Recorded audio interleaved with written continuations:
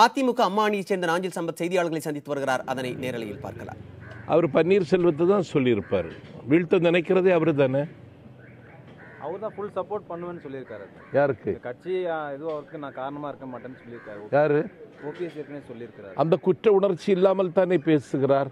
இந்த குடும்பத்தை விலக்கி வைத்து கொண்டுதான் பேச்சுவார்த்தை என்று சொல்லுகிற பொழுதே புரியவில்லையா உங்களுக்கு?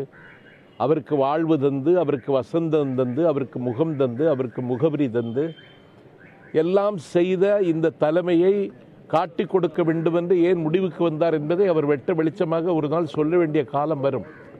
தினகரனுக்கு ஏன் இந்த அறைகூவல் மிகுந்த காலகட்டமாக இது மாறி இருக்கு? ஆமாம், இப்போ தமிழ்நாட்டில் முதலமைச்சர் எண்ணிக்கை அதிகமாகிடுச்சு. 10-12 பேர் ஆகிட்டான். நாங்கள் டிடிவி தினகரனை தமிழ்நாட்டினுடைய முதலமைச்சராகணும்னு எங்களுக்கு ஒரு ட்ரீம் இருக்குது. அண்ணா திராவிட முன்னேற்றக் கழகம்